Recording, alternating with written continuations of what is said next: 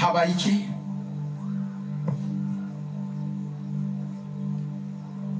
Haleluya. Amen. Haleluya. Amen. Nagenda bashingira ntahejewe hareze umwaka n'amezi abiri n'imisi 10. Témoigner, ça faisait 1 an et 2 mois. Mvunitse ngendera kuri bekiye zibiri harateba haragera igihe ndagendera kuri imwe, ubu nagendera kuri bekiye imwe ntayifise sinashobora kugendagenda. Hanyuma naho je navuye muhira nzi neza numva ko nje gukire, kuko icyo gihe Satani yantegeye muri iki kibuga. Iki kibuga iki chagira nti hajya wantegeye niho imaramarizo, aho yantegeye niho ubu ndiko natambuka murabibona ndagororose, ariko kare sinava hasi ndafise ijya bekiye. Kare twari kinyare kare watambuka kare wagenda bimeze gute? Ishengero ry'Imana turanezerewe ivy'Imana ikirakora muri kino kibanza. Kare benshi bakunda kumuna ni kumugoroba ndakunda gutambuka buhoro buhoro bambona ngenduko. Ubu uri kugenda gute? Ariko iterere hasi mureka iterere hasi wariye ubwiwe. Narekuye ndagororotse niko ngenda nitegeye. Amashimense impundu nyinshi, Satani yaraneshejwe. Johewe nuko Satani aho yantegeye ari atsindiwe muri iki kibuga turiko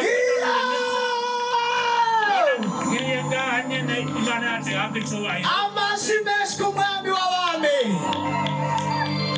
Kanisa. Jambo sana. Na Mungu pia wabariki watumishi wa Mungu. Amina, amina. Kwa jina naitwa Iteriteka Zuena, natoka muji wa Kongo, Kalemi. Yitwa Zuena ava muri Kongo, mu gisagara cha Kongo. Niko Mubembe Mbondo. Numubembe muri Kongo. Nilifika masaa ya saa 8 hapa. Yashitse hano amasaha ya saa 8. Lakini sasa ilifika misisi balinipola vitu vyote. Hivi sina simu, sijui wazazi wangu watanijua hai. Yari yagize ikibazo baramwiba imbere yuko aza ngaha. Nilimwambia mzazi wangu, amwambia papa, mimi nataenda Burundi na mimi nisikie profete nanie kama ni Keve simutambwe muzuri. Yabwivuze ngo yashatse kuza mu Burundi kugira ngo nawe nyine aboneke akajyo ko kubona Keve. Ule mzazi wangu ni babangu mdogo, wazazi wangu wote bali bahuwa mu vita. Mama simujui, baba simujui, bali wote. Asigaranye se moto. Nilisema acha niende tu Burundi. Abandi bose barapfuye. Bali nikola vyote, sina hata kitu franga. Bali niacha 10,000 francs Kongo. Nikafika mitavuka tu. Yari asiganya amafaranga 10,000 gusa, hanyuma n'abavyeyi afise acha ngo ndashika gute mu Burundi. Ningasema ndafika tu none batumishi ba Mungu. Acha aravuga ngo ndagenda mfise 10,000 mfe kubonana n'abakozi b'Imana. Sijui kitu tarudia tena kule kwetu Kongo. Ni kitu gani kilitokea wakati ulifika hapa? Sasa nilifika hapa nilikuwa na kivimba mtumbo.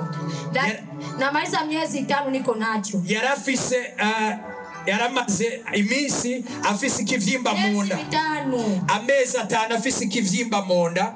Balikuwa nasema ati niba Bukavu baniopene. Ni bariko bamubwira haci iminsi ngo bazomujane Bukavu bamubage. Lakini hivi kwa uwezo wa Mwenyezi Mungu napona nchi ya Burundi. Ariko no munsi ararosugukira kubw'ubushobozi bw'Imana mu gihugu cy'u Burundi. Mukaza babariki. Bakozi b'Imana Imana bahezagire. Yesu nashimwe. Yesu nashimwe cyane. Jena nirayifise ikibazo c'amaboko. Aya maboko yanje yose yarifise ingorane ngaha. Afise ingorane ngaha muri articulation. Nta kintu ashobora gukubita mugabo ndagira ukuboko gutya, asbahangira ukundi gutya. Kare ubu ndabigize gutya nacangera yo wese. Kandi ndamusensitaye na gatoyi naca ntembagaye ntijakunda ko ashobora kuvyuka kubera amaboko. Mugabo ubu nakare nigeze usitara ngomba nyene ukuguru kurakebana ngubita ukuboko hasi mugarabwe ndi Satani turi kurakora byose ndazi yuko namusira kumara amazi rero ndamumara amazi no munsi Imana iguhezagira amashimense. Naje mvuye mu Nyabugete ndaza numva uruntu ku mutima, numva umubiri wose ntameze neza. Aho batanguye gusengera kujyana kuyi hasi nza numva ntanguye ndaka umuriro umubiri wose ndagomba gushimira Imana kubyizingiriye mu aka kanya. Murakoze. Amashyi menshi ku mwami w'abami. Yesu nashimwe, Yesu nahimbazwe cyane. Nanje Yesu ankoreye igitangaza gikomeye. Fungura bishengero hariya mwegegwe ngaho imbere gatoya. Nari ngwaye mu mutima, nari ifise ikintu nari maranye yinga mu mutima, naguma numva gitembera mu mutima gitembera, ariko maze gushika nkishika ngaho imbere nagiye numva icyo kintu nkaguma numva kiguma gitera kiduga, nkagomba kukivomesa nkiyumanganya ukamengo sinovomesa. Icyo kintu numvise byose ndabivomesa, nubu numva nguwe neza umutima Yesu. Twose wakidashwe umeze neza. Yego. Imana iguhezagire cyane. Amashyi menshi. N'uyu nawe aje hano igihe Apotre ariko arasenga yavuze ngo hari abantu bagira badahwe ibintu bariye bibavemwo. Uyu nawe nivyo byamushikiye. Yesu nashimwe. Yesu nashimwe. Anje ndi umuntu yagomba gushinga intahe Imana yamugendereye. Bamutubwiriza ijwi gato. Yesu nashimwe. Nanje ndi umuntu Imana yagiriye neza nagira nshinga intahe. Je naje mvuye muhira mvuga ati je ngiye mu gikorane kandi ndizeye ko Imana iza kumbohora. Nkibivuga nkisengera muhira nagumye numva ibintu biriko biranja mu nda. Menga ninzoka ngomba ngwara. Ndaza nyene ndashika ngaha ndasenga hajanye n'umukozi w'Imana avuze ngo tuze ngaha imbere ntangira kuvumesa, ndavumesa ibintu byinshi, ibintu nyene bitangaje. Nari sanzwe mbabara no mu kirenge, nimaze igihe kinini ngwaye ikintu mu kirenge umenga nagasonga uhonyoye.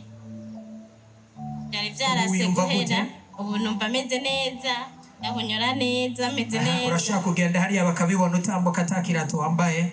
Ego. Imana ishimwe. Ndashima Imana kubitangaza inkoreye. Amen. Amashyi yandi menshi. Imana ishimwe. Amen, amen.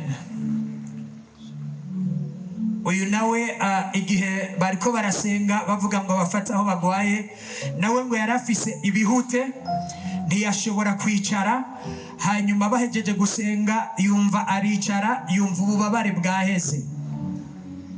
Yesu ashimwe. Nanje naje numva ntameze neza, nari numva bidakunda ko nicara, no muri bisi ntivyakunda ko nicara.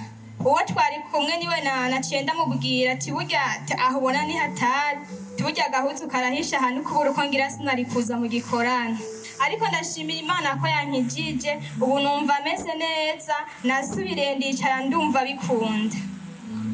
Ikindi naco ishimira Imana, nawe mfise umwana ari muri orphelina i Bururi, mama wiwe yaramuvyaye carapfa, yaragwaye ico gihe barantelefona ndaja kumugwaza arakira, ariko maze kumara 2 semaines ruguru ndamugwajije, maze gushika kandi baca baransubira barantelefona yuko yasubiriye gufatwa aragwara. Ndababaza ati ubu naho yafashwe gute? Timana yanje tije nta mwanya mfise wo kuza kumugwaza, urabona nta tike nifitiye. Ubu rero reka tumusengere arakira. Barambara ati naho uri kuranka kuza, ati ubu hose nka vya bindi vy'ubwa mbere, ati araremvye gose.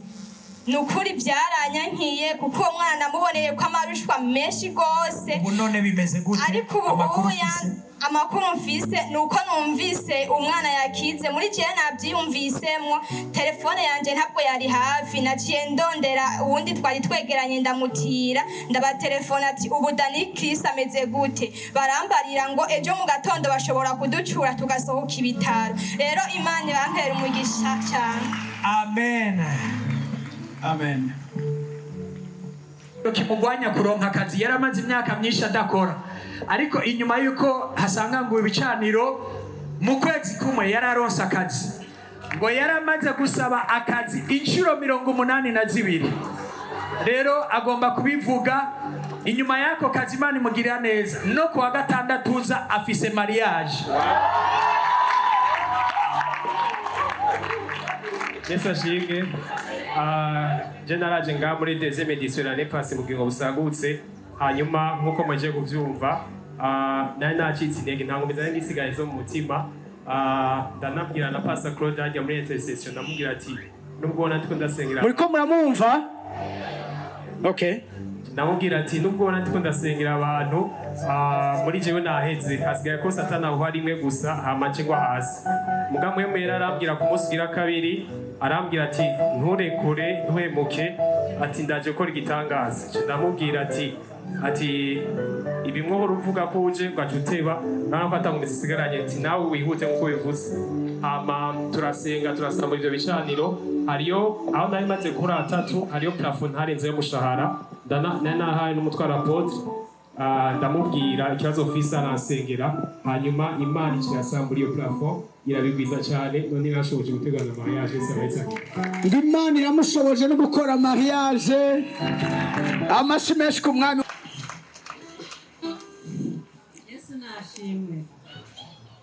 Yesu nashimwe amen jewe nje gushinga intahe egereza gato y'umunwa maze igihe kinini ya bosi bakambarira ngo namasimo bijanye n'ibintu byo mu miryango naraye nicaye buraca kandi sijya mbere ni ingwara maranye igihe kinini ya cyane ntashobora kuvuga ngo ijwi risohoke ubuye ndavuga neza ndashima imana ko nakize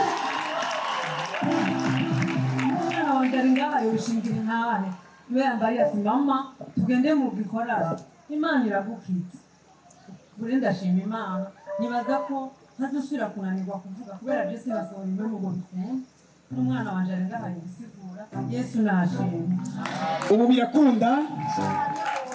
birakunda cyane gose ubu birakunda cyane gose ninde yabikoze tumuhiki impundu zacu n'amasimensi amen imana iguhezagire imana igukire neza uyu mudayimoni yagutezwe ikibazo ntazongere kugaruka n'umunsi n'umwe n'izina rya Yesu Kristo amen imana iguhezagire cyane jewe nari ngwaye umugongo kandi uwo mugongo wari w'igitangaza uwo mugongo ari ukuntu jewe narigeze kugira accident hanyuma ndagenda kwa muganga umuganga nteye urushinge hanyuma uwo munsi kugira mve aho hantu byaragoranye hanyuma ndabandanya ndawivuza numva biguma bigenda nabi muri iyi minsi ho byari byabaye grave ni ukuvuga sinashobora no gukora no kumano kunama ngo nkore kumano nunamye kunamuka ningorane Yesu nashimwe cyane hanyuma hirya hejo niho numva umuhungu tubana ambwira ngo umugongo wawe ngo hari igikorane ngo mukinanira cya gatatu hari igikorane uraraba Yesu arakiza Yesu aratabara n'ukuri hanyuma jewe uyu munsi niho naciye ndonka occasion yo kuza hanyuma pasteur amaze kuvuga ati nimwegere hano abagwayi jewe naje ubwa mbere kubera nari mbabaye cyane hanyuma bavuze barasenga dutanguye gusenga pasteur arasenga nanje cyadafata aho hantu numva nari mbabaye cyane iryo figo ryo muri côté droite yaciye rifatana n'umugongo wose hanyuma canumva ndamerewe nabi cyane gose hanyuma ndakoresha ukwizera ndavuga ati jewe ahantu ndakira je mva ngaha nakize kurera mva ngaha nakize kuko ndababaye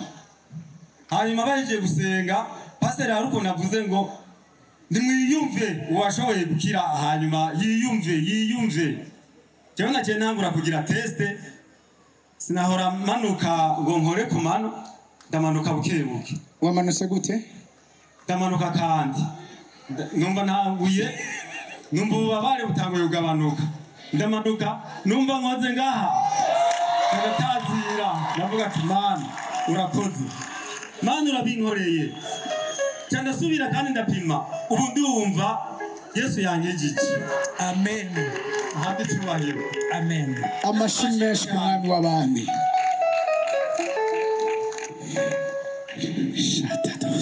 amen subira kandi manuka duga kandi imana iguhezagire mu izina rya Yesu Kristo abandanya kugira neza umwami w'abami haleluya turashobora kongera gusokoma andi mashini menshi.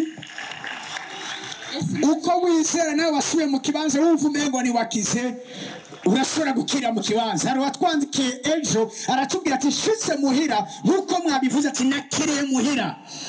Ibitangaza arabandana bikoreka amashini menshi ku mwami w'abantu. Yesu nashimwe kandi jewe mpagaze ngaha nshima Imana aho umukozi w'Imana yavuga ngo abumva ububabare muri bavantre nahise umusongo bw'umucumita ngaha ubu numva wakize ndamahoro. Hama nahise n'umutsi wo ngaha watwara ukusi nashobora kwiyoza ngo ngire uko ariko urabona ko ngira gutya nahora mbwira abana ati nsirira mugongo ndumva ko ngira uku. Kuri Imana ishimwe cyane umukozi w'Imana amavuta abandanye agwira. Amen. Imana ihezege niwe yakoreshe passer Artemo iki kintu yari yakivuze iri jambo iparo de connaissance yari yavuze umuntu agwaye muri ubwo buryo yari uyu mumama none Yesu amugireza amasiyani menshi ku mwami w'abantu. Imana duhaye abakozi Imana basizwe. Hallelujah. Imana ishimye cyane gose. Amen. Amen. Mbanje gushimira Imana yashoboje kuzo gushika hano. Kuganje ntabyana gushobora ariko ni Imana yabikoze. Imana ihabye icubahiro cyane. Hama intahe yanje novuga naje ngaha numva ndiko ndatambuka umengo ndiko mponyora amako ashaka nkumva nejo hose byari bimaze antuka nta kwezi kwari bwakwiri ashaka ntambutse nkumva umengo mponyoye amahwa me pasteur yavuze icyangewe yacana precisa n'ukuguru exactement aravuga ko ari gauche ndavuga ati mu izina rya Yesu Kristo ngiye gukira ni jewe uyo ubu ndagenda ndashaka kugira uko simba washaka gusimba gurika simba. Haleluya. Imana iguhezegere cyane kandi ibyo vyongere kugaruka mu izina rya Yesu. Ndanezerewe cyane. Inge gatimbere ko twumve ziri ntaye zindi ngo wa mama wa mahasa n'uyu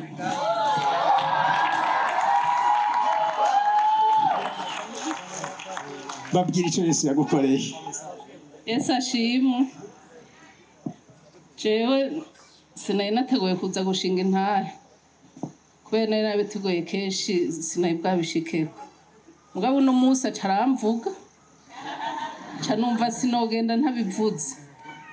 Jewe ndi wa mudamu yavuga yakurikiza umwana preventa Imana igacimpa amahasa umuhungu n'umukobwa kandi ikindi kintu Imana yankoreye gitangaje kandi nguma ndagishima itwarabonanye mfisinda hama ndagwara ndaja muri kiramarayo indwi nka zibiri nguma ndamurondera Pasteur Keve ndamubura.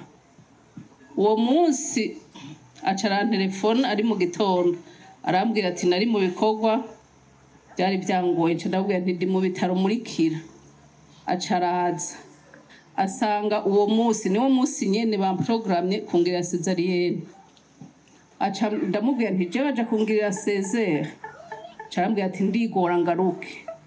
Ikintu shimira Imana gikomeye kubona abana banje bavuye mu nda niwe muntu wa mbere yatanguye kubakorako arabasengera inyuma y'umuganga n'amafoto ndayafise bavuye mu nda aca bashirako amaboko arabasengera. Rero nagomba mbwira abantu bari ngaha Imana muyihe igihe gusa, igihe kigeze byose birakoreka. Imana ikomeze imusiga amavuta akomeze asengera abantu kandi abazorambika kubiganza bize bibagendeye nkuko byangendeye. Hari haheze imyaka myinshi asengera mbwira ati ni wizere kandi yasengera imitwaro myinshi yanje ariko umunsi ugeze birakoreka. Imana imuhezagire. Murakoze. Imana iguhezagire namwe cyane gose. Angiriye surprise sinarizi kari ngaha. Amen. Aba mama mufise ibibazo vyo kwibaruka, aba mama mutararonka ibibondo inyuma y'imyaka 200 Imana muhaye amahasa. uko yarari ejo niko ari uyu munsi kandi nikazohora ari. Wakoreye ibi uno muvyeyi igihe nawe cyawe cyageze ni wowe ugiye gukurikira mu izina rya Yesu. Karibu. Imana ishimwe cyane. Je nari maze imisi ngwaye amezi 6 arenga niyagaza. Nemaze amezi 6 niyagaza ku maguru, ku maboko, aha imbere ku mutima no ngaha inyuma mu bitugu. Narahindutse sigaye nibarabura, nasigaye mfise amabara kirabura yibona ngaha mwe mwegereye.